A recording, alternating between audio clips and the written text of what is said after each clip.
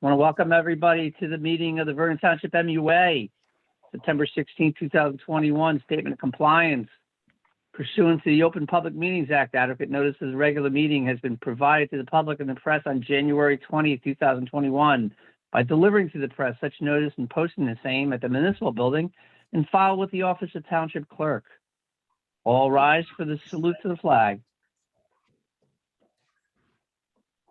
I pledge allegiance to the flag of the United States of America and to the republic for which it stands, one nation, under God, indivisible, with liberty and justice for all. Fantastic. That dog was in tune. Yeah. Very patriotic dogs. Well, Harry will turn it over to the dog and he'll take the rest of the meeting. Would you like to share the rest of the meeting? No, I guess I have to do it. Roll call of members and professionals. Go ahead, Jackie. Okay, Mike Fury, Here. Paul Carney. Here. Andy Pitzker, Here. Kristen Wheaton, Present. Dave McDermott, Here. Harry Shortway.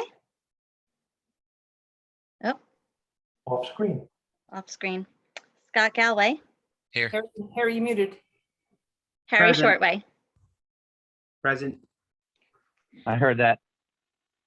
Professionals present tonight are Don Albright, the administrator, the mayor, Howard Burrell, Rich Wenner, MUA attorney, Steve Vinoski, engineer, James Chappelle, engineer, and myself, Jacqueline McCabe, the recording secretary. Okay, number 5. Can we make a motion to open the meeting to the public? I will make the motion to open the meeting to the public. And I'll second that. Motion by Paul Carney, seconded by Andy Pitzker. All in favor? Aye. Aye. Anybody opposed? Is there anybody from the public? Yeah. Do not have anyone raising their hand, and I have not received any correspondence. Somebody want to make a motion to close to the public? I'll make Go ahead, Dave. a motion to close the meeting to the public. Comment. I'll second it. Motion made by Dave McDermott, seconded by Paul Carney. All in favor? Aye. Aye. Aye. Anybody opposed? Number 6, approval of bills. 21-48. Has everyone had a chance to review the bills? Any questions, concerns? I had one, but handled it. It's done. What was it, Dave?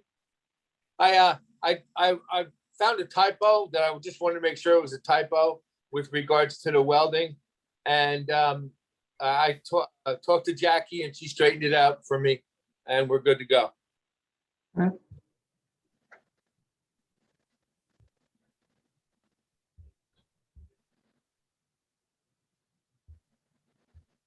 Any other questions or concerns? I guess the only quick question is to know, how do we look on budget with all of this and the bills paid? We're looking good. I'll have the third quarter in, hopefully for the next meeting, if not the second meeting in October. Great, very good. Motion to approve the bills.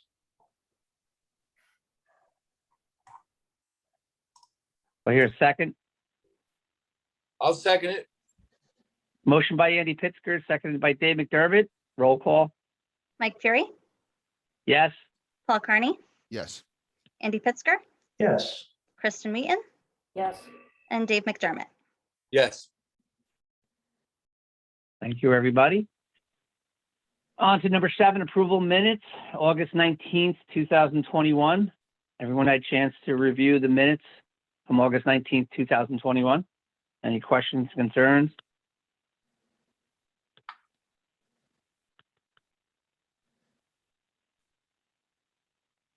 Seeing anybody, there's no one, any questions or concerns? I want to entertain a motion to approve the minutes for August 19th, 2021. Make a motion to approve the minutes. Second it. Motion by Paul Carney, seconded by Dave McDermott. Roll call. Mike Fury, Yes. Paul Carney, Yes. Andy Pittsger, Yes. Dave McDermott, Yes. and Scott Galway. Yes. So approval of minutes for September 2nd, 2021. Everyone had a chance to review those. Are there any questions or concerns?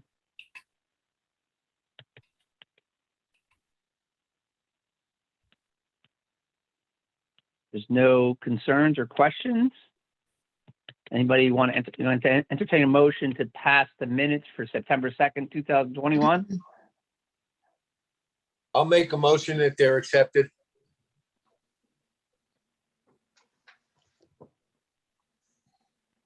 I'll second the motion since I was present. So motion by Dave McDermott, seconded by Harry Shortway. Roll call? Mike Fury, Yes. Paul Kearney, Yes. Dave McDermott, Yes. Harry Shortway, Yes. Scott Galway. Yes. Okay, number 8, administrator's report. Danelle? Okay, so just a couple of things that I'll touch on, and I'm going to get back to pump station 2 and water. We did have the railings completed. As you can see, it's on the bills list. So all the railings were installed, updated in the locations that were addressed in the safety review that was done by Sawmill Safety a few months ago. So those are taken care of. I'm glad that that's done, and those areas are safer now. The sewer service area mapping, just to update you, the land use board did hold their public hearing. So now they're just waiting, final approval of the state. They sent everything down to them. And Jessica will let us know when she hears back from them. And then I guess we can start really talking about the sewer service area mapping for the expanded areas in particular. Snowshoe and alpine trails, I did get an update yesterday from construction. Those individuals, and my apologies, Steve, I did not email you on this. But yesterday at the end of the day, construction came over and they said that they had approached the construction office about now doing septics instead of sewer. It seems that they might not have enough funds to do the sewer connection. So they're looking into septics instead, which is probably why we haven't heard from them in a month and a half. Are they allowed to put in septics in the sewer service area? So I was going to discuss this with Rich and Steve. I mean, they're in the sewer service area, but there's no main directly outside of the properties. I don't know. I mean, Rich, I don't know if you have a better, if you have an answer to this, or if you want to discuss separately, because I think we should probably look at the maps and see exactly where they are. He's Yeah, still on mute. There he is. Yeah, sorry, no. Yeah, no, I think it'll be best first look at the maps, get an idea of where everything's located, then we can try and back in, and I can hook up with you tomorrow. Yeah. I think an email out to the group in advance of the next meeting. Okay, great, thanks. So Steve and James are on regarding pump station 2. I know, James, you were working on the environmental planning document, and I don't know if you've uploaded yet, or you're going to probably in the next few days, I think, correct? Yeah, we're waiting on one final environmental piece, and I'm hoping to have that uploaded tomorrow. Great. Almost done. Great. So that again is for iBank, for the whole process to get approved for funding through iBank for pump station 2. And then regarding water infrastructure, James and I had a couple of conversations about how we would move forward with the water project. We've spoken a couple of times about the county is planning, they're going to start paving, I believe is it the 20th, or did they already? I don't think they started. They're paving 5/15. And they're paying, sorry? The 24th. 24th. Okay. I'm getting confused because I know they're doing the railroad tracks down on Vernon Crossing too. So there's paving going on everywhere right now. So the 24th, they will be starting paving then. They're doing all of Route 515. So I know that Chuck, the township administrator, had emailed the engineer for Sussex County a couple of times. We've had a conversation, and James, I believe you had a conversation with the county as well. The last thing I saw was that they're looking for a date for us to give them on when we're going to be doing construction, but we obviously don't have that yet. So as a result of the whole paving thing and when that's going to happen, James and I discussed about, instead of having the full plan figured out with Suez and all of the construction that needs to be done for, possibly a water tower, water tank, not tower, a water storage tank, and upgrades to Suez pumps, all that other stuff. Instead of doing that right away, I think we should focus on putting the main in on Route 515 so that we connect it and create that loop, which was part of the whole project to begin with. It's just we can do that before we continue on discussing with Suez. I don't know, James, if you wanted to comment on anything about that. Yeah, I talked to Steve Putney with the DEP regarding the if we would need a permit to put in a dry main that's not actually connected to any users, at least until we get other improvements done and permitted. He said a permit is not required from the state, so we could move fairly quickly on the water main construction portion. I think maybe one thing to keep in mind, I think we could get out to bid, get a contractor on board. I think one thing to just keep in mind is the availability of pipe right now is a little bit challenging. We're not looking for that much pipe, so I don't think it would be too much of a concern, but we could move very quickly, and I intend on putting together some type of rough schedule, which we could ultimately provide the county so they can get an idea of where, when we could get in and out, so. Okay, great. So we're, Sorry, go ahead. I'm sorry. So we're not looking for them to not pave that section, right? We're just looking for them to give us some type of a waiver that says once they pave, we can rip up the road to do the work and then repave it. I think ideally we would want them to not pave that section yet. Right. Otherwise, we're going to have to pay to pave it. But if they're going to start on the 24th, I believe they're starting at the far end. oh, they're going to start at 23 and work I believe towards that they're us. starting at the far end. They're not starting at this end. And in the conversation that the administrator had in the email, the engineer had mentioned that they might not even get down to this area this year, that it might be next spring. So I think the idea is, if we can get these plans sorted out quickly, and we can give them a date, then hopefully they will push it at least, or they'll know that we have this scheduled. But I think we need to have a little bit more conversation with them, to let them know where we're going and how quickly we want to move on this. And then James, how long do you think it'll be until you are able to put together a rough timeline? I will try to get it done ASAP.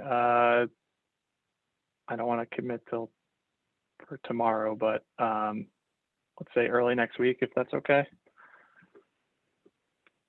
Hey, James, go over again exactly the steps you have to do to get to construction, so everyone understands. Yeah, I mean, without the permitting component, it's a little bit smoother. We would need some type of survey or a document that we could locate the plan for bid documents. I was looking through some available information, and I got to talk to Steve about it, but Mott McDonald has plans that they use to put together the sewer plans down 515. If we could utilize those, that would expedite this. Our portion, once we have the survey, should not take that long. Putting a bid document together with standard specifications for water main installation should not take that long. And then you go through the bid process. I mean, I would hope by, say we started, I don't want to really commit too much to anything right now, but I would say if we started today and we had the survey, it probably should take like a month to get a bid document together. I mean, it's not that much of an effort. So, and then you have to go through the bid process. That'll take a little bit. And then they would have to procure material. So, I mean, if we could get moving as fast as possible, we could get hopefully in and out by the springtime. But yeah, Mike, to answer your question, the survey is something we need. Once we have the survey, it's the bid documents. So, and then Chuck had mentioned something about a road opening permit before. We're not really at the point that we could fill out a road opening permit. I took a look at it earlier today. It has a lot of requirements for the signed and sealed plans by the engineer, and things of that nature, and insurance requirements that, I mean, typically road opening permits are filed by the contractor in my experience. So But yeah, we don't need that much.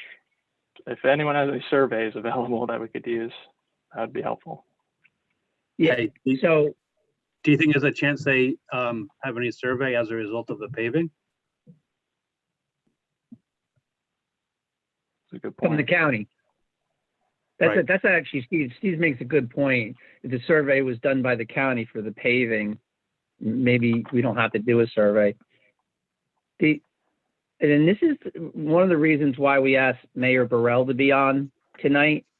And Mayor Burrell, thanks a lot for being on. But one of the things that, and I had a conversation with Chuck about talking to the county engineer, and he said, yeah, he gave him his word that, they would work with us on a waiver.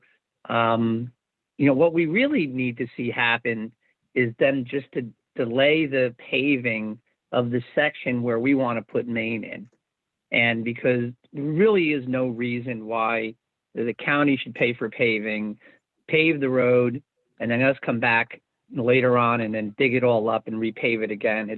It's an enormous waste of taxpayers' money, and it's probably not a good idea. Now, I tried to, I tried to reach out to Dawn Fantasia from the county freeholders, and I've called her twice and I have not received any phone call back. So one of the things that we're trying to get the county to work with us. And, and I think that from the last meeting we had, Mayor Burrell from the MUA, I think it was a general consensus that we would, no matter what we do, we'd have to have some kind of, because I know, Chuck wrote a letter to the county, but really didn't receive a formal response. And no matter what we do, we need to get some kind of response from the engineer in the county to say, we're going to work with you. And as I'm not sure if that's going to go the right way. So Rich suggested that, maybe you get involved and talk to people on the county level and then try to convince the county to work with us and to delay that section until this spring, because realistically we can do the construction by spring if everything goes right.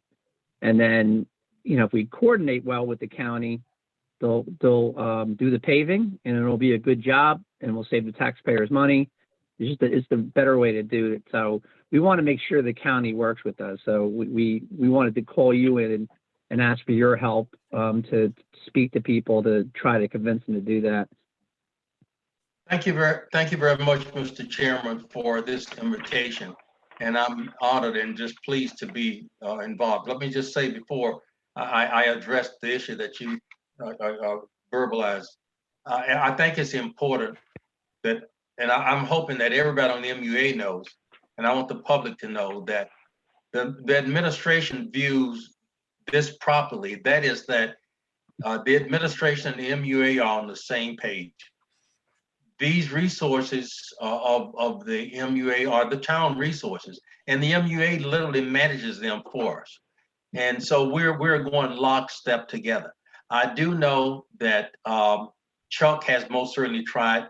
The one thing, I'm not so sure how many real close friends we have over at the county, but the engineers who are actually doing the roads, they've been pretty good to us. They've actually came and sat down and met with us and talked about the paving project and everything. And one of the things that both Chuck and I do not want to do, we don't necessarily want to go over their heads. I most certainly will not hesitate to do that if I really have to. You're correct. We've gotten some verbal things, but I agree. We need something in writing. Once people get something in writing, then it's much surer. And my commitment to you is that we will push forward to get that in writing. They've given us some strong indications, as Donnell said, that they might not even pave that area where we want to put in the pipes this year. We'd love to be able to get something in writing saying that, but we're going to push to do that. And if you don't think that we're doing that quick enough, please don't hesitate to let us know. And I know you won't.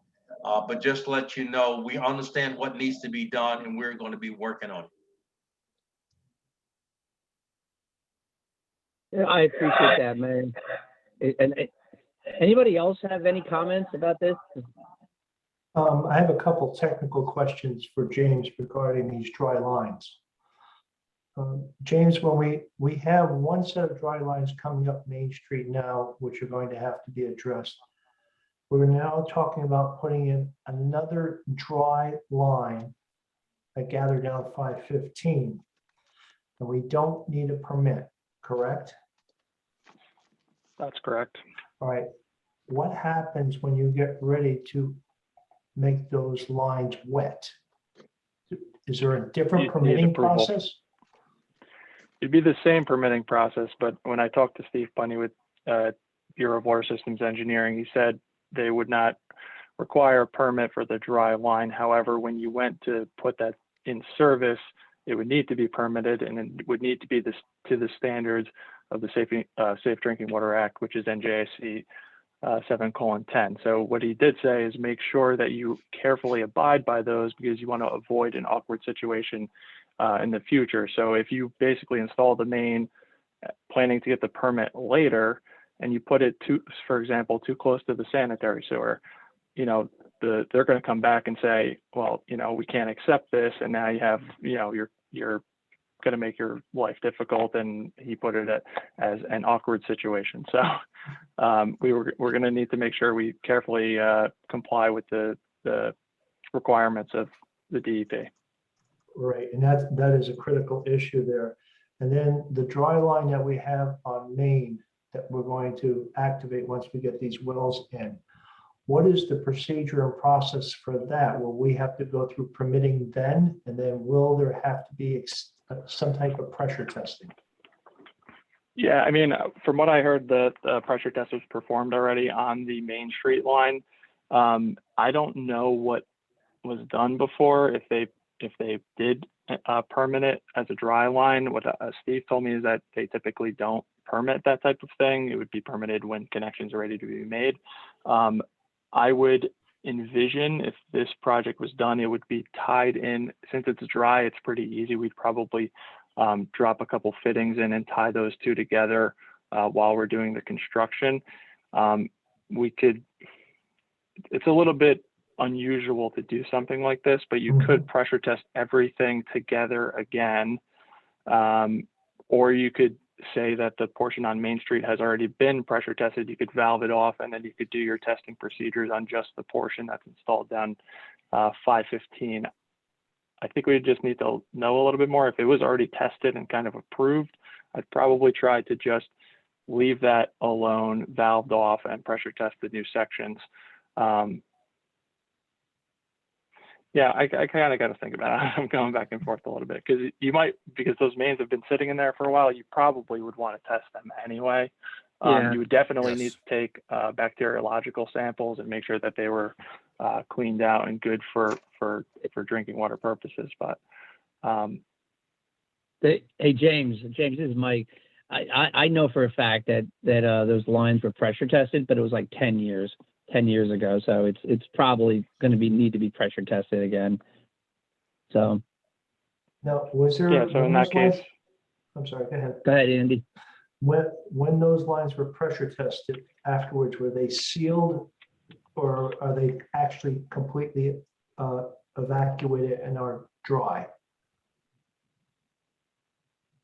They're not sealed with any liquids or anything. They are actually. Yeah. I'm pretty certain they're dry right now, Andy. The Main Street one is probably dry because it was valved off right by CVS when the phase 2 went in for down by Municipal Building. They valved it off and it's completely dry. So it's valved off on both ends then? Correct. Okay. Is there anything that, I don't know how long that they've been dry or valved off for, but are there anything that says that they have to meet new state requirements or anything like that? Are they proper size? If once we get into this, would they have to be changed or replaced? Because I thought I had heard in one of the meetings that the existing water mains that are currently active around Theta and Omega, that they were too small and that they would have to be replaced and upgraded. Yeah. So what I've seen, which is near it's off Church Street, right? You're referring to those Yes. that neighborhood back there. Right. I think those are 2 or 4 inch or something. 4 inch is no longer installed. I think the minimum size for water main is 8 inch. Maybe 6. I think it's 8 inch. It's 8 inch. So there are still a lot of small mains like 4 inches that exist. I don't know that they, if they're in the ground, they're kind of like grandfathered in. I don't know that you have to replace them. It's probably better. I mean, if you can afford to replace them, a lot of people can't afford to replace them, but if you could, you know, that would be ideal. The water mains on Main Street, I believe, are 8 inch, so those should be fine. And they should, I think if it was under Suez's watch that they were put in there, I'm sure they're ductile iron, and they should be fine. Hey, Scott, the lines over by Omega and Theta, those are that service area is owned by Suez. And if they were to have to upgrade those, they would have to pay for it and upgrade it because they own that service area. Okay, so they own from like, what is that, the Luke Oil down to the Dairy Queen and then down Church Street into that neighborhood of Theta and Omega? Because that's, Yes. according to that map, I think that Danelle shared, that's all green in there. And then the red is like behind the firehouse and then past the municipal building. And then the blue is 515 by the Acme down to close to the Vernon Inn, but then it also shoots up 94 as well too. So, and that was just paved. So is that part of the proposed area as well, or are we just referring to 515? Because there is some blue going down 94 to about like the pizza station plaza. I think the line goes down. It would go from Vernon Inn all the way up to what's the other place, James? I'm sorry, the coffee place. Daily Bean. Daily Bean. Yeah, and then there's a little bit of line from 94 to the fire hydrant. That's the only mains that have to be put in town center right there. Because when they put the CVS in, they ran a line down 94 past the CVS, and that's where there's a hydrant right there. So there's only a small portion in 94, and then all the rest of the main is mostly on 515. Is there any issue with us being able to go down 94 since they just paved 94? Yeah, good question. I did speak with somebody about that. And we'll have to go through a process. So we'll put in a request and they will deny it. And then we have to call people about getting it pushed through. But I've been told that it'll be permitted. It's just, we have to go through a process of asking and getting denied first, which is strange, but. And then we need Howard's help. Can water mains be put? Can water mains be put on the sides as opposed to in the middle? That way you would not have to destroy already paved areas. Yeah, I don't know. Oh, well, it depends. Seems to be. You mean like off the shoulder, out of Yes. out of the limits of the pavement? You could. Yeah. It kind of depends on right of ways, and I was looking at the sanitary plans for Mont McDonald. It looks like in certain areas there's storm infrastructure on either side of the road for different points. So technically, you kind of want to stay away from that to the extent possible. But to answer your question, you could put them in the shoulder if that was if the right of way is wide enough and there's area so you're not encroaching on people's properties. And then that may address the whole issue that Scott asked about the pavement on Route 94. You know, whatever we can do to get done, whatever we want done as soon as possible. If there are alternatives that we can take that won't hold us up, we most certainly ought to explore it. Absolutely. I'm panning through right now, just seeing if there's like it's possible. It's hard to say without a survey to know exactly where the right of way line is in proximity to the edge of pavement. But we'll certainly look into that. Just one other thing while we're talking about paving various roads is the DOT does have another project I guess you would call, I'm not really sure what stage it's in for Route 94. It doesn't appear to be too much paving, but there is some paving. It's I think it's more guide rail work than anything. But Donnell, that's what we're have been that they've been emailing us about. Right, yeah. So we'll take a look at that to see if that's in. I'm not even sure if that's in the area we're talking about, but just since we're talking about paving, I just wanted to mention that. I just actually have a quick James. question. Yeah. Go ahead, James, Mike. I have a question about design, like to do a design document, to design this, the piping. Is that an effort? Is that a big effort to do all that with the survey and all that? I mean, the survey is time consuming. It's not, I mean, I think it's like 3,000 feet or so. If we have the survey, it's not hard. I mean, we do it all the time. I mean, something like this, like 2 weeks office effort, probably, we need specs and bid documents and stuff like that. But again, the survey a lot of times delays a lot of the stuff. So if we can avoid that by any means, we can move pretty quickly. And then on the bid document side, once you get the bid document out, right? Danelle, would the bid document come from the MUA or the township? So that's actually something I reached out to the attorney about. Sorry, not our attorney, Rich. I'm sorry. I emailed the township attorney because I believe the best way to go about doing this is to have a professional services agreement on the township side for Dewberry. Because of the way the ARP money works and the fact that there's no existing water utility and the MUA is not really in charge of a water utility. I think it's best as far as tracking purposes for the American Rescue Plan funding to have the payments come through from the township. They already have the capital ordinance for it too. So it's not like we have to go through another phase. It's just a simple professional services agreement.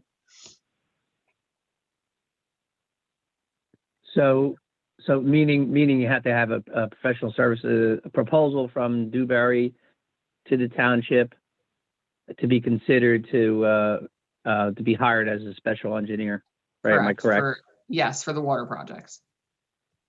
So Steve and James, if that's what Danelle is recommending, just put a proposal together and address it right to the township, and then the town council is going to have to consider it.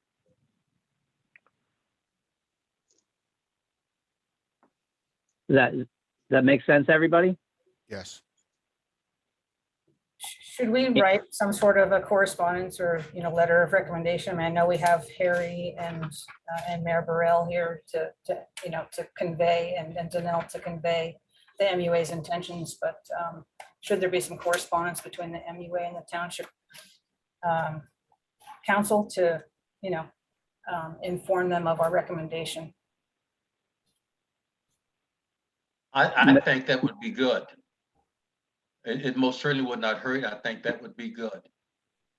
I mean, well, I guess, Harry? I guess we have Andy here too. So, maybe it's not that important. I'm sure you can convey the vitals of why it's necessary, but yeah, just a thought if that might be necessary, something to think about. I think it'd be useful because this way you put it on the agenda. If anybody has any questions, the letter's right there with the MUA recommends. I don't see where it would hurt. I agree. They send the letter. And I had a question, Steve, you brought up this additional paving project on Route 94. Yeah. So the other one is a county project, as I understand, and Route 94 is a state road. So we're talking about different approval, right? Correct. Would we be doing anything on 94 right now? I don't think so, right? Eventually we would be.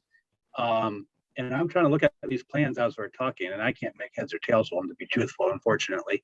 But yes, anything on 94 would be a different approval, a more formal approval process from the DOT, correct? Okay, but so what we're talking about for the immediate term, that 94 is not involved? Correct. That's incorrect. 'Cause No, I soon don't as think you- that's, I think it's, I think Andy, I'm sorry, Andy.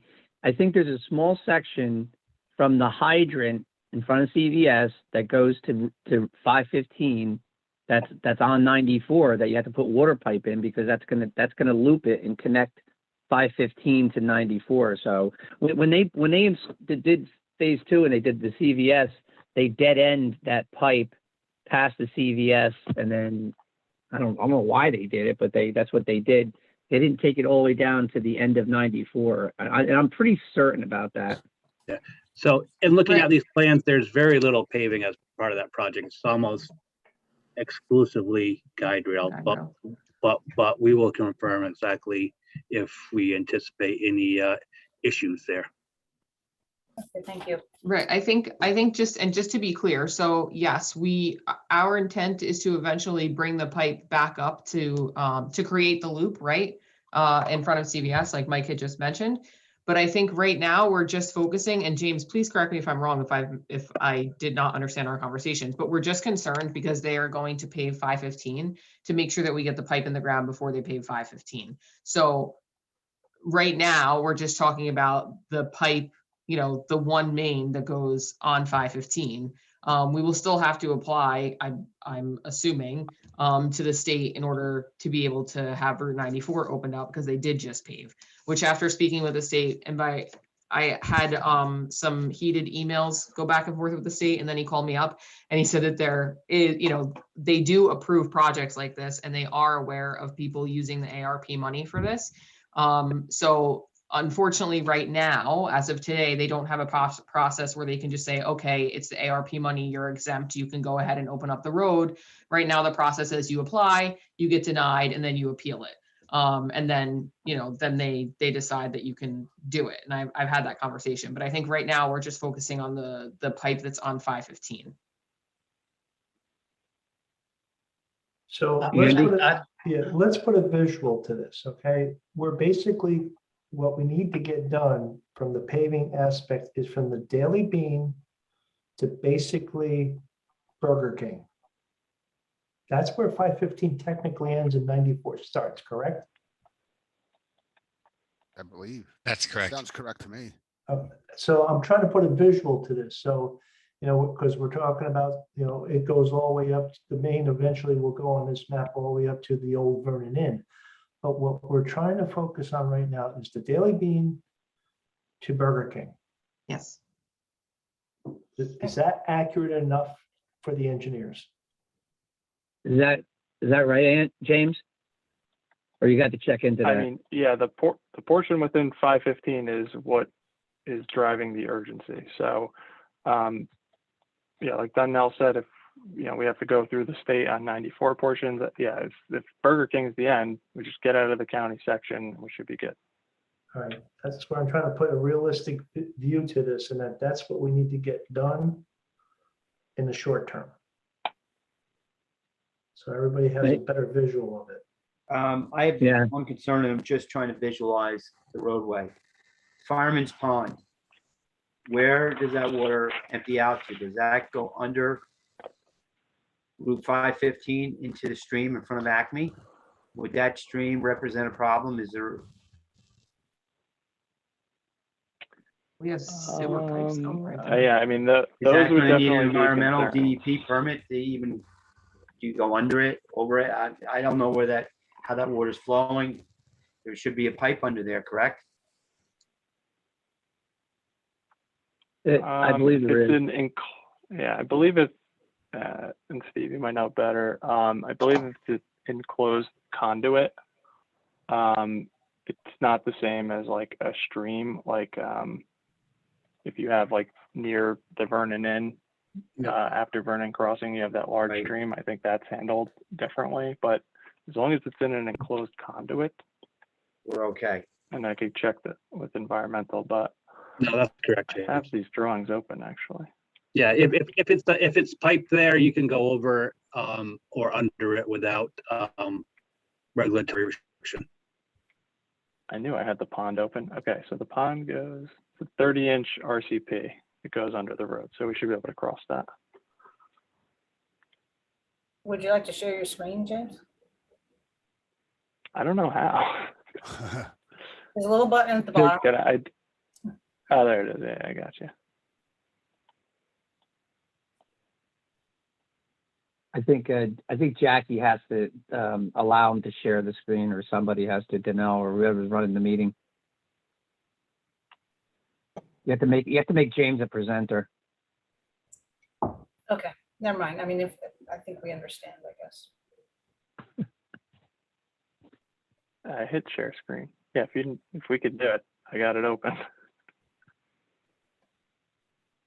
Yeah, you have to make him a presenter, and then James can share it.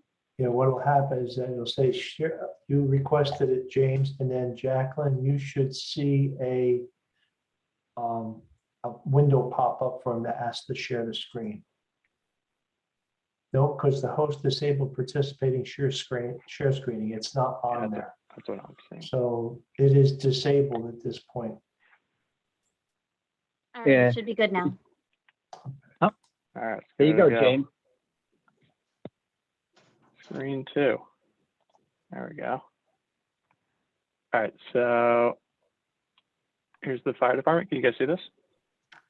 No, not yet. What? Oh, share. Coming. How about now? There it is. There we go. There it goes. You got it. Whoa. Then there was I light. used to Teams. I don't use Yeah. Zoom that much. Anyway, this is 515. Fire department's here.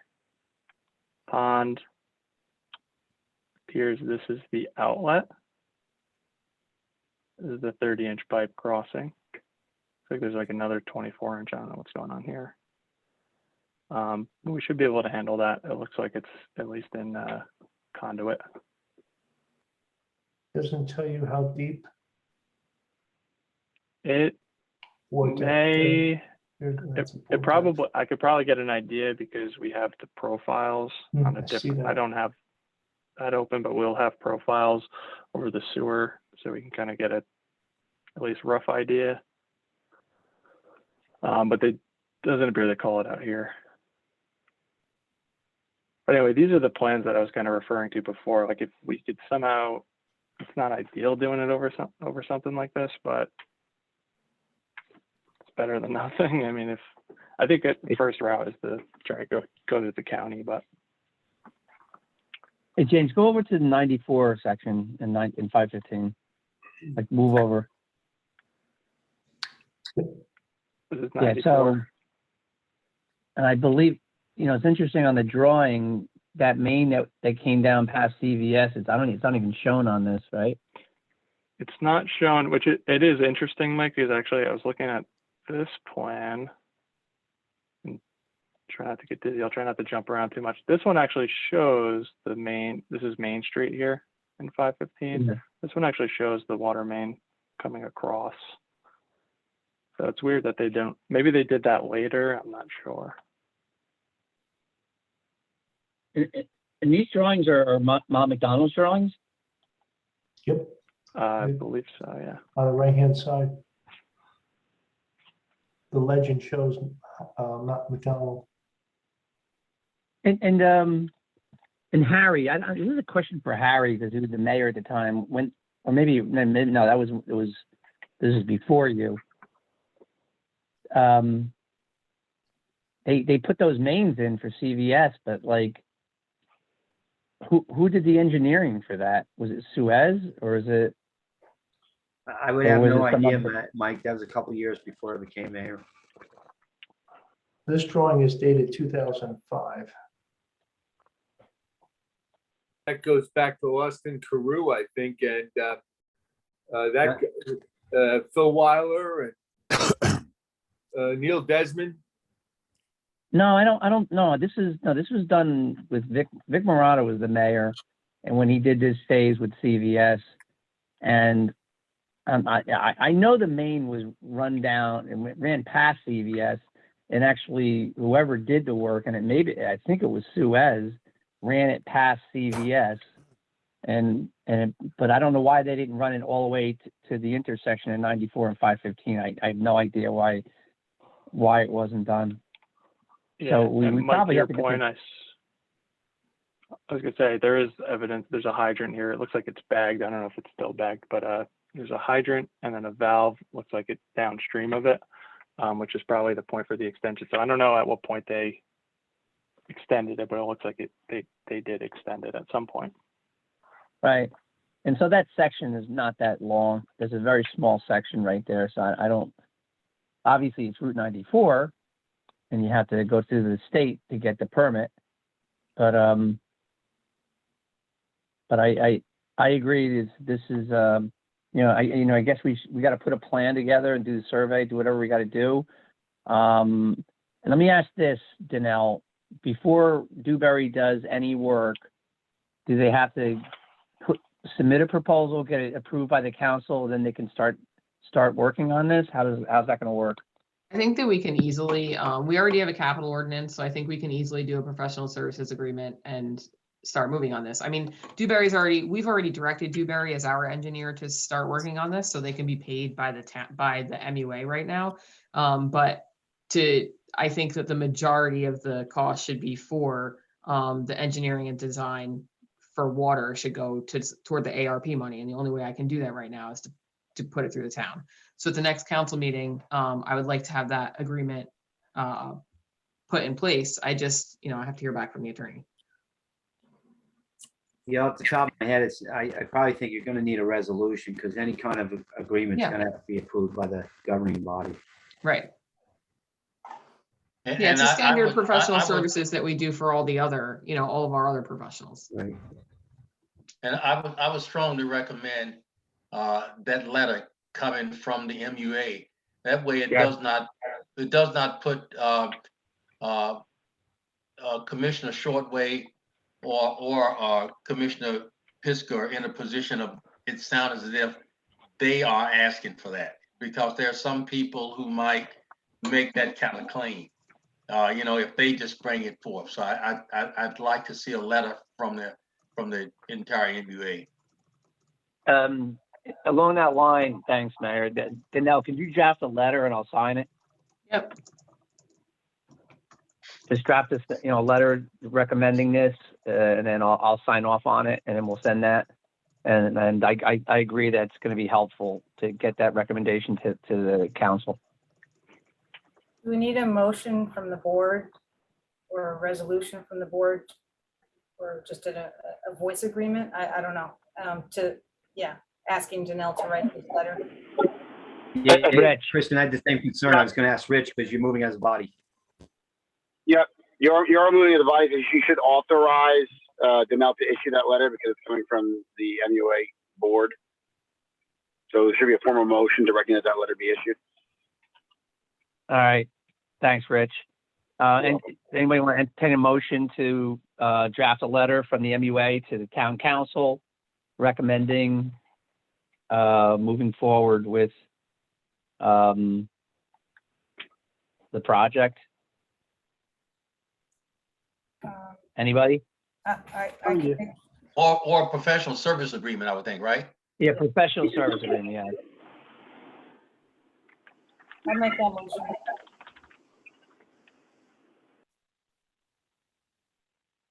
Do I hear a second? I'll second it. All right, it's a motion made by Kristen Wheaton, seconded by Dave McDermott. Want to do a roll call?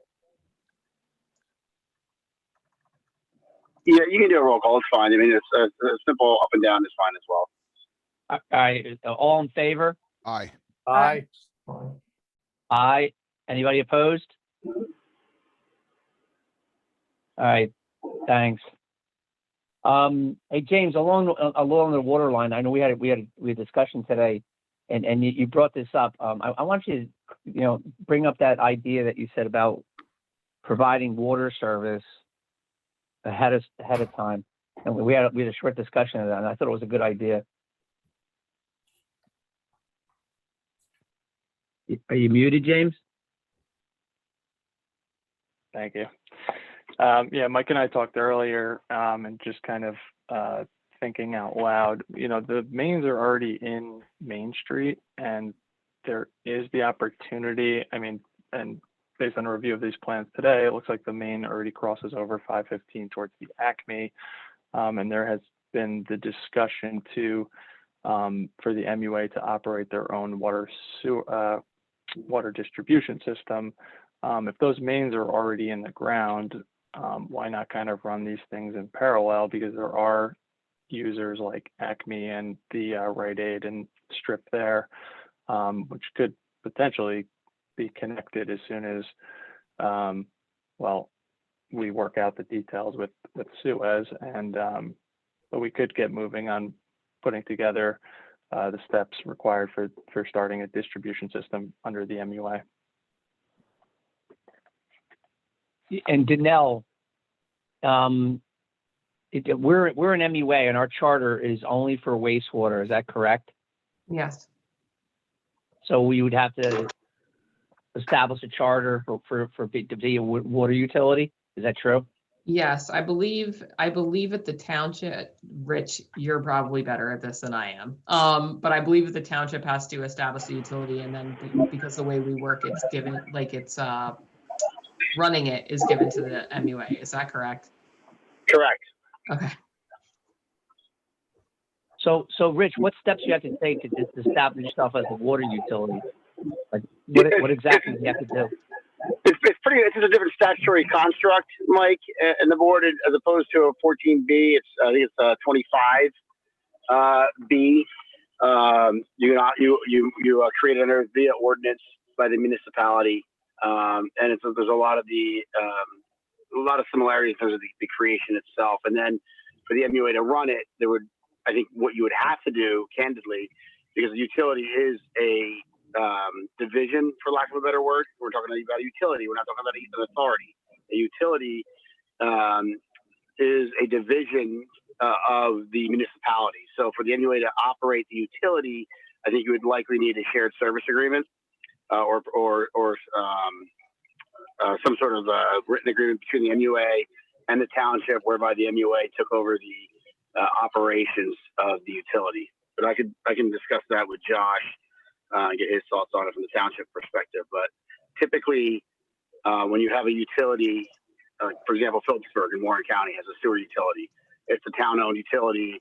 It's got its budget. The utility budget is part of the overall town budget. It's separate, of course, the utility budget, but the town is allowed to access 5% of the utility budget for its general funds for general purposes. So there is some crossover. If you're going to have the MUA run it, then I think you would need to establish that relationship via a contract. And obviously, we'd also want to bring in the auditors as well to make sure that it's all kosher.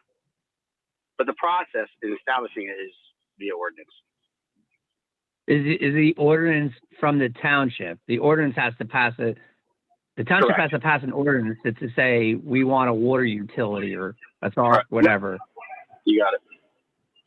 But we're talking utilities now. Authority again is different. Authority would be its own body politic, but again created by ordinance.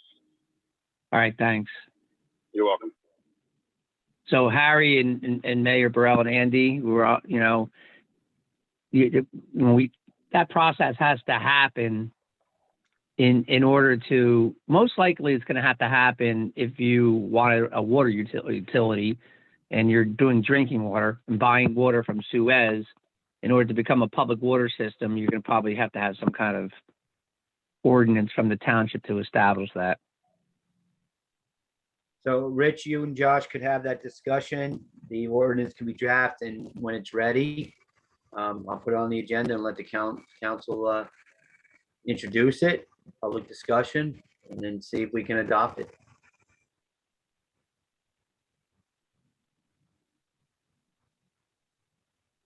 All right.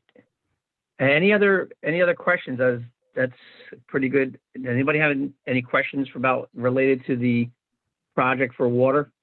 The only thing I was looking at, Mike, here is that we are organized under pursuance of the provisions for municipal and county utility authorities law. NJSA 40:14B-1. Will that change, Rich, or will it stay the same? Actually, it's 1B, it's 14B-1.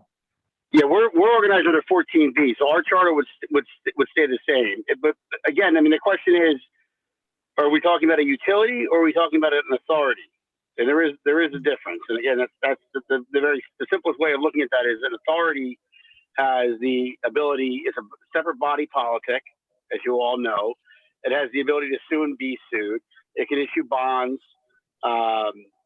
et cetera, et cetera. A utility is, when we talk about a utility in the technical sense, it's really a division, for lack of a better word, of the town or the township in this case. So if you issue sewer utility bonds, those are typically issued under the taxing power of the township itself. So I can talk offline with Josh and Danelle and Mike and then the mayor as well, and get a better sense of what direction we want to move this in, how you see this operating down the road. But those are the two differences. Okay. The MUA, yeah. If I could just add here, I hate to throw a wrench into everything.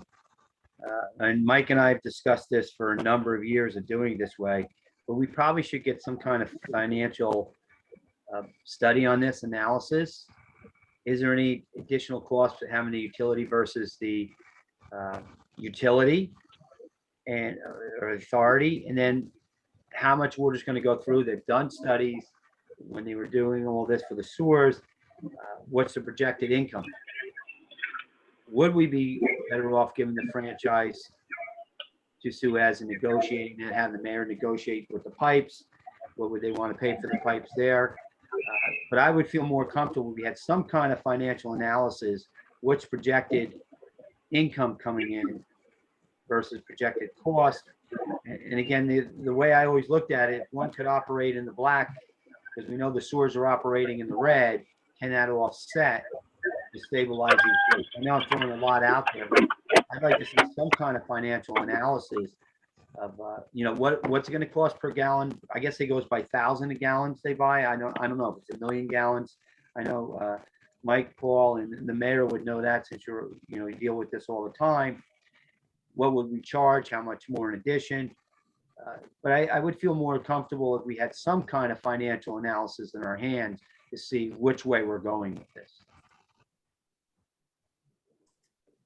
Would that analysis come from the township council level though, Harry? I mean, it's the council who's making that decision about whether to form a utility or put it into the authority. No, I would agree, because the council owns the franchise, right? They will own the assets. The money is coming to the council. Donnell, I don't know if your department could do that financial analysis. Do we have to have the auditors look at it? But we really should have some kind of finances.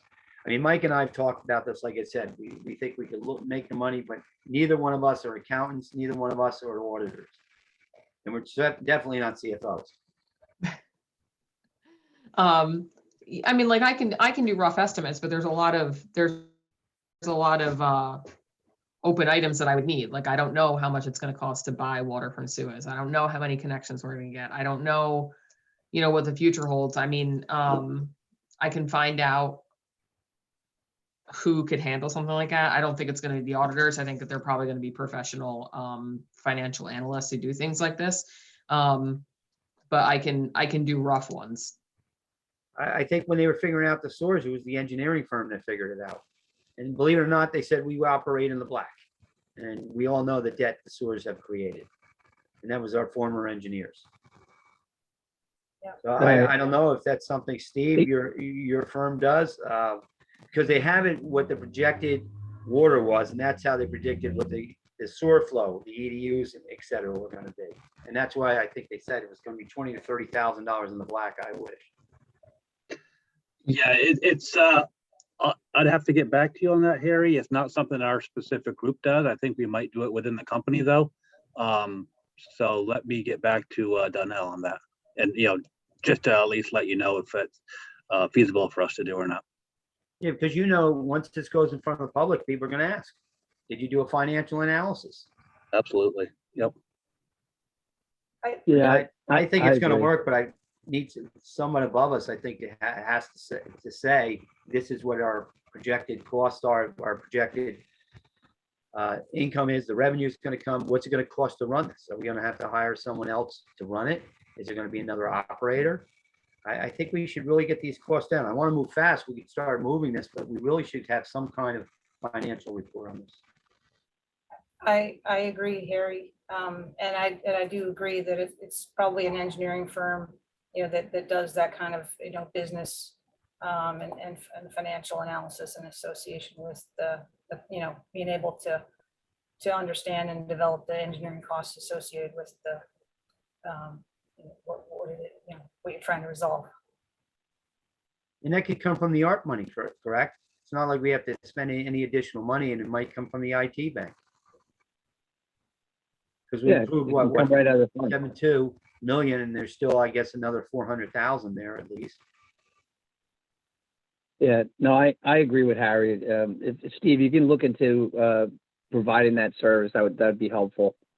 Okay. There's a question of when to meet with Suez, and what's the ideal time. I did give James a contact information for somebody, and I think James is right. Like, there's probably a point in time where we want to meet with them now that we have some kind of idea of plans, and we can get their perspective. What's everyone's feeling on meeting with Suez? I think the Does sooner. everybody the better. agree? Yeah, I agree. The sooner the better, so at least you can find out what the lay of the land is here, who's gonna be doing what.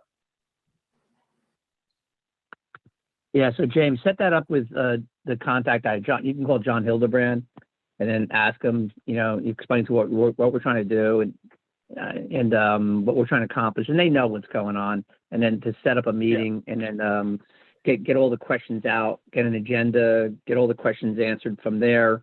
Because no matter what we do, we're gonna have to partner somehow with Suez because they're providing the water supply. Absolutely. Any other questions? Well, one other, now we actually become a consumer of their water, not the developer, correct? Right. We're buying water from them. So if we're the new Yeah, customer, do they have to do the upgrades? Well, we're gonna find that out when we meet with Suez. That is, that's obviously the question to Suez. Once we explain to them what we want to do, if we're going to become a customer of theirs, that's completely different than handing over the franchise area. So they want to have the franchise area. That's their preference. But either way, if they become a customer, then they benefit also. So once we meet with Suez, I think we'll have that idea.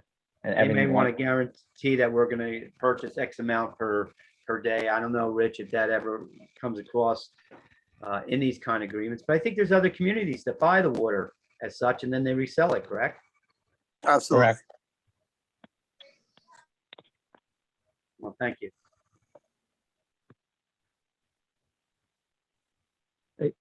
All right, good. That was a District Water Supply Commission. I'm sorry. go ahead, Mayor. But North Jersey District Water Supply Commission, we provide the municipalities the water, and they mark it up and sell it. You sell a lot of it, right, Mayor Burrell? A lot of it. A lot of it. Paul should know it's At a lot really of good water. prices. It's incredible the prices at which they sell the water. It's really versus what they buy from us.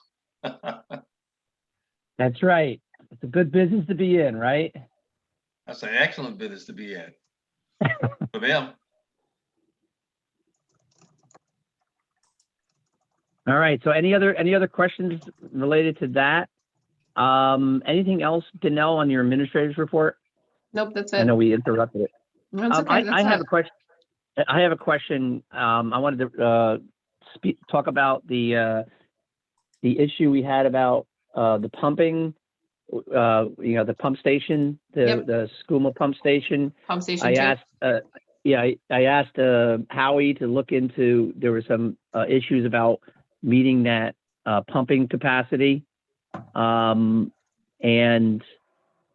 the way I understood it, and I'll let you take over, is that when they went down to the pump station, there was 2 300-gallon per minute pumps.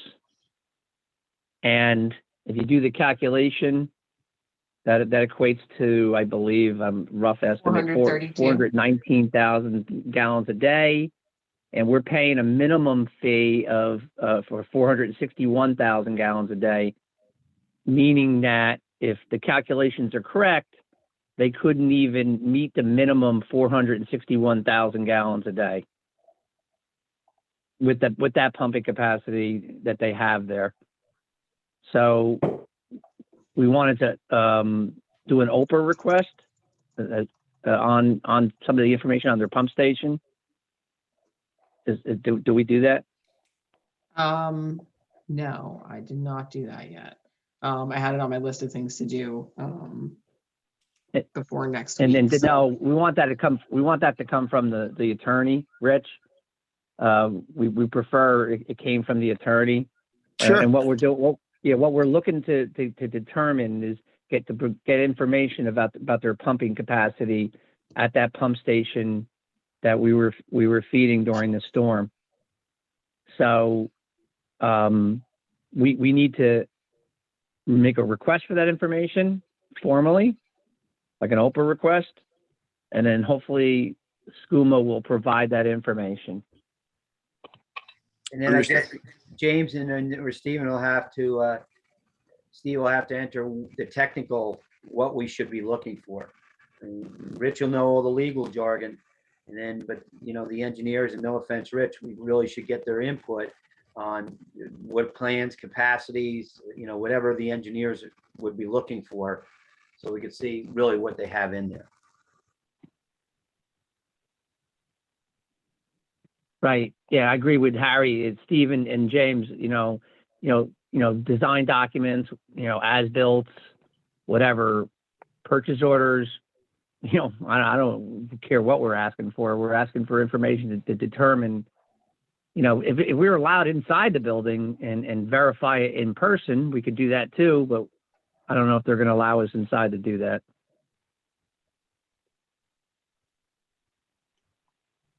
Sounds good.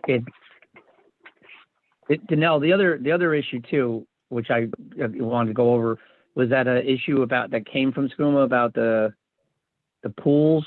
Can you explain that? Right. So during the storm, we talked about this at the last meeting. Obviously, the storm was brought in a lot of flow, and SCUMA was actually flooded at their facilities. So in discussions with SCUMA, our operators had mentioned to them, just happened to mention to them, well, Black Creek did backwash their pool a couple of times. So obviously that did increase the flow at pump station too. At which point they reached out to the township, not us, but the township, and let us know that it's against their rules and regulations to have pools connected to the sewer lines. After I thought that was a little strange, so I did research on the applications for Black Creek, and Steve and I had a conversation about it. And Steve reviewed the documents, and there's no pools that are connected directly to the sewer line. They go into pits, and the chlorinated water is obviously filtered out. So the water that goes into the sewer lines is, standard wastewater. It's not pool water any longer. It's not chlorinated. It's standard wastewater, and I would assume that SCUMA would have been aware of that when they first connected to the sewer lines. And I know the DEP had approved the application, I believe, for Black Creek. I had some backup paperwork in their file regarding that application and DEP approval. So everything is fine. Everything is the way it's supposed to be, and it's approved. Steve, I don't know if you had a comment about it. I know that we talked about it briefly, but. Yeah, so this is relating to the backwash water for the pools. Sometimes that water can go to a storm drain. Sometimes it can go to a sanitary sewer. As far as, the state is concerned, both is a permitted activity. Some local jurisdictions may have a preference or even kind of a mandate for one versus the other. You know, Black Creek pools, the backwash water goes, through a pit, it gets kind of dechlorinated, and then it enters the sanitary sewer system. And that appears to have been well documented during the, there's plans that document that pretty well. And, to my knowledge, that is not a unauthorized discharge as far as Vernon is concerned, or SCUMA, but SCUMA was I didn't find a lot on SCUMA's end as far as what their regulations do or do not say as far as that goes. But generally speaking, it's a permitted activity.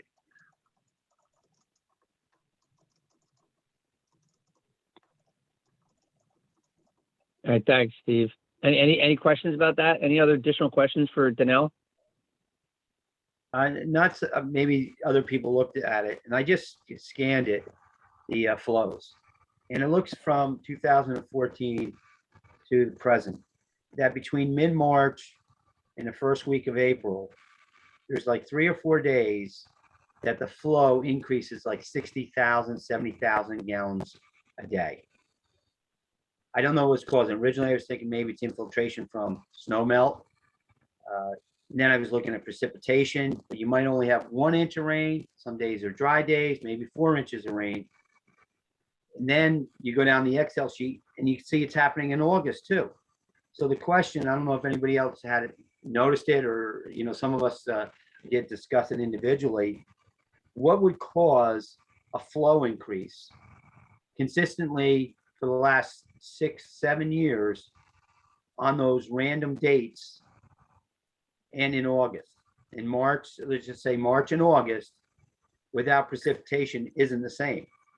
And it seems like it's similar to 60 to 80,000 gallons a day. You'll see we're at 210, 220, and all of a sudden we're up at 300 and something thousand gallons a day. And I just don't know what would cause that. And if anybody had any suggestions, is it worth looking into? Hey, Harry, one thing I can think of, and is in the March time period, there might be snow melt, but there would have to be storm drains somewhere in the Mountain Creek area, and they're connected to the sewer lines.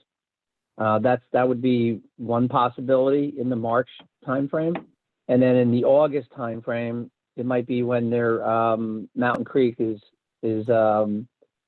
emptying the water park, and it might increase flow. And again, that would be an explanation for the August timeframe. But there was definitely an increase of flow, and it's hard to tell where that's coming from.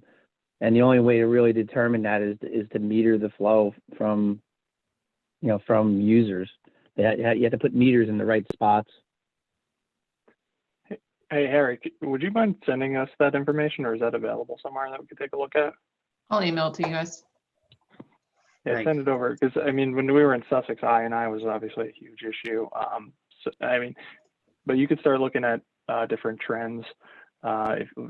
Right, so like seasonal high groundwater, if you're noticing like the same month. I don't know if it's like the same day, or if it's like an individual day, or if it's like it slowly goes up and it hits a peak, and then the flows like slowly return to normal. But yeah, Sussex was like a mess, but a lot of times it took a certain magnitude storm event where it really, like, sometimes it'd rain, but it didn't really have an impact. But then certain events would happen, and I don't know if the ground got saturated, the groundwater table rose, and now you have pipes that have cracks or whatever, and now you get the water flowing through, and you get tremendous flows. So yeah, send it over.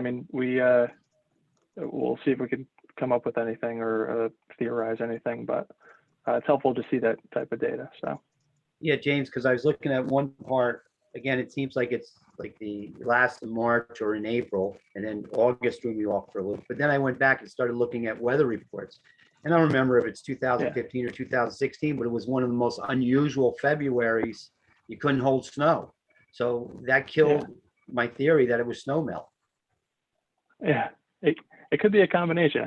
It's you're not always going to like nail down, oh, this this person dumped their pool into the sewer that day. It's, you know, there could be like certain indications of certain type of phenomenon to help you get a better idea. You know, when it's very obvious that you have infiltration, you can kind of see a close correlation between the rain events, and you know you have to look at your I&I. But like you guys were saying, if someone's connected and discharging their like wash water or sump pumps into the, you know, that's a different type of thing you could look for. But I know Steve, I know Peter's very good with that stuff. So Yeah, I'd be interested to we'll see take a that look at the information. data. Yeah, Thanks, definitely. James. Which station was this, or is it multiple stations that we're seeing this go through? It would probably be pump house 3. Danelle was figuring that out. And I used the 300,000 gallons a day as the breaking point, because you will see it go 270, 280, but I was really looking for the 300,000 because that was pretty easy. It was happening like, I don't know, 3 or 4 times during those time periods. It's not the same day. And let me just and Danelle, I'm going to clarify again. The meter readings that you're doing, right, that we're using, are meters that come from SCUMA, right? Yes, so the flows that are in that spreadsheet are SCUMA's flows that they report back to us monthly. And then I actually have been putting together the 2021 flows. I just finished that up, and I kind of correlate what their numbers are with ours. Theirs are usually less than ours. So we have our own meters at each station. And Mike, we've discussed the flows at each one of those stations. Yeah, and I know pump station number 2 has problems with the meters. That the meter is not that.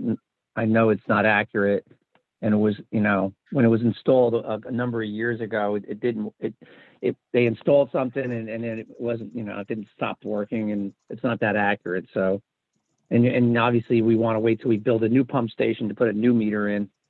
We don't want to spend any money now. And there's a question for Steve and James on meters. Since the SCUMA meter is the one that we're using, right, to as the official document or the documented flows, is it worthwhile to put our own meter in there and ask to put our own meter in? So it might not be that, you know, depending on what the arrangement is, it may not be the easy, you know, as far as spatially, I guess you can say, there may or may not be room for, you know, oftentimes it'd be difficult to put a second meter in. But without looking at the piping arrangement, it's hard to make that determination. I mean, you could certainly kind of put a temporary one on for, you know, shorter period, you know, a non-permanent one on as just kind of, you know, for a month, as kind of a test case.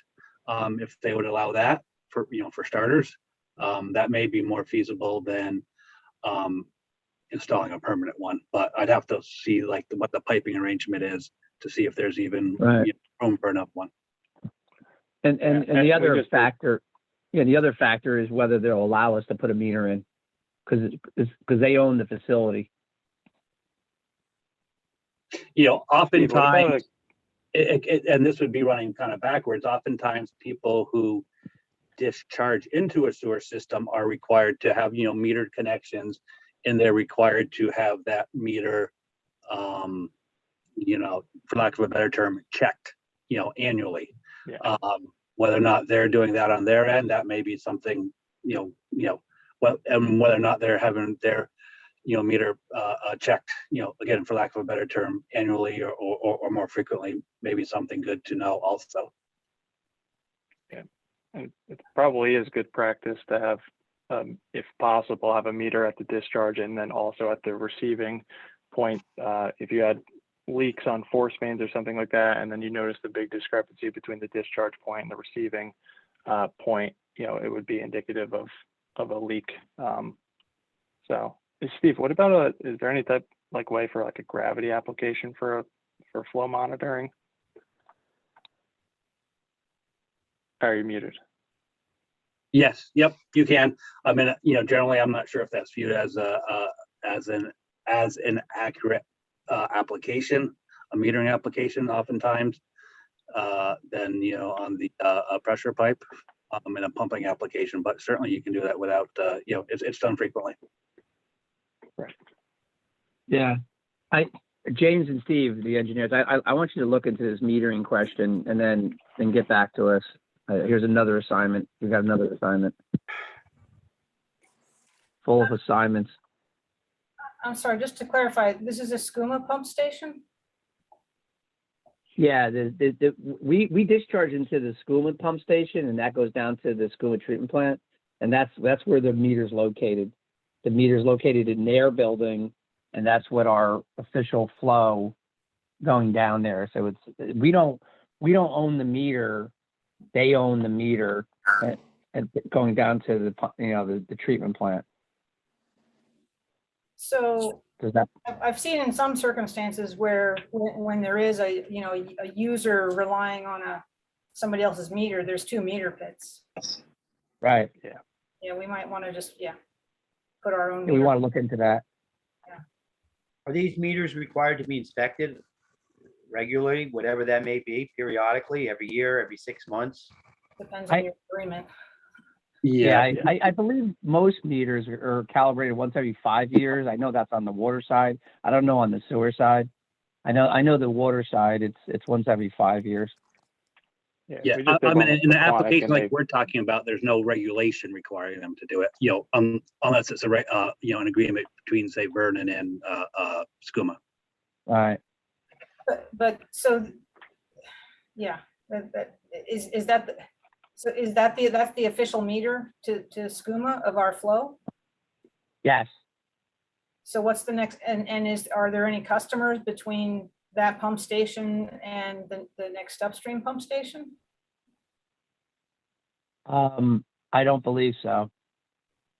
And we don't meter at the next upstream pump station? Yeah, no. I was gonna say. No, I believe they There's a both meter on empty pump out to station their one. station and then down to the treatment plant. Now, Danelle, you sent us these flow rates back on September 2nd. And I mean, I just opened it back up, but it's like really I don't know, Harry, where you've seen some of these numbers, but I don't see really big variables from one end to the other. Look for 300. Your averages are like 220s, and all of a sudden you're skipping up to 300. Yep, and that is the last in 2021, we've had a couple of bumps that way. Yeah, go back to 2014 and start working it. But let's not hold up the meeting, and we could, I've look looked at this before, but I was trying to, because the precipitation numbers are there as well, and you don't see the pumps afterwards for days. Okay. Yeah. All right. All right, thanks. Any other questions? Subcommittee updates. I think we covered the water pretty significantly. All the other ones have been, we're going to just move on to number 10. We'll make a motion to open public comment for items not on the agenda. Motion to open the public comments that are not on the agenda. Second. Motion by Andy Pittsburgh, seconded by Kristen Wheaton. All in favor? Aye. Aye. Anybody opposed? Is there anybody from the public that wants to speak? Jackie or Danelle? Not have anyone raising their hands and no chat. All right. All right, good. Thank you. We're gonna make a motion to close to the public. Going to close to the public. Gonna, Is that a second from Paul Carney? Yes. Yeah, so motion made by Andy Pittsburgh, seconded by Paul Carney. All in favor? Aye. Aye. Anybody opposed? Okay, number 11, we're gonna go back to Mayor Burrell. I know we had a few discussions. Is there anything else you want to add?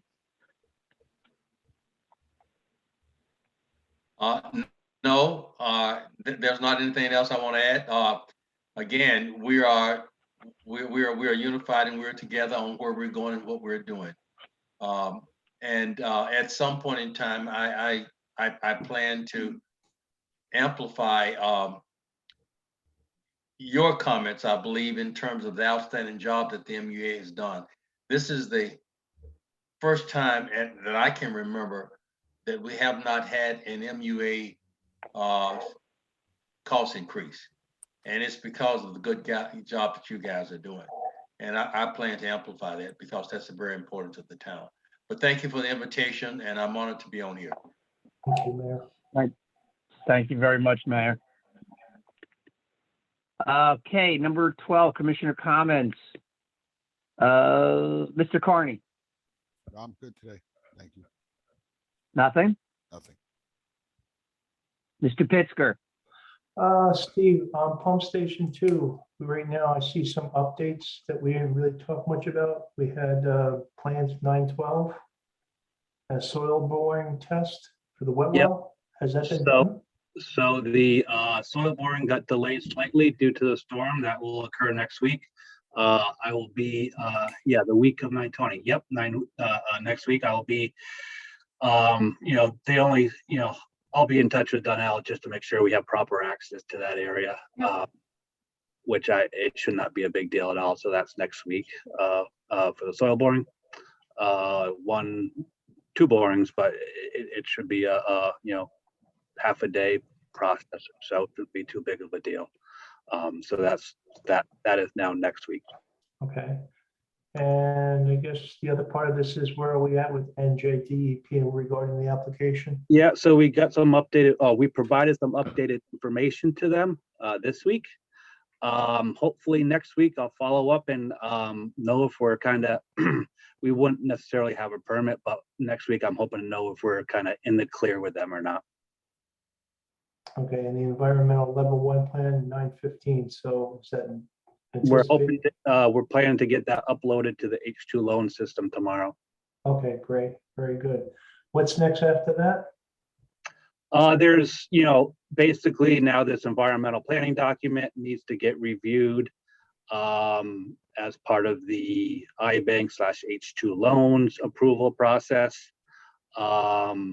Hopefully that doesn't take too long, but there's no, hopefully that takes weeks, not months. Okay. And then, on the, kind of design side, we've been progressing the design, to kind of make it to go from what we consider a permit stage to a bid stage. Mhm. And then there's also several items. So those are the next kind of 2 steps, Andy, I guess I would say. Okay, so next meeting, can we just have an update on the project timeline? Absolutely. Yep. Okay, appreciate it. Thank you. That's all my comments for tonight. all right, thanks, Andy. Kristen Wheaton, I have no comments tonight. Thank you, Mike. all right, thank you. Scott Galloway, I'm good, Mike. Thank you.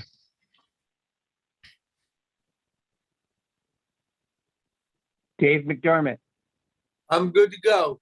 Nothing to comment on. thank you. Mr. Shortway, Nothing further, thank you. excellent. I have no additional comments.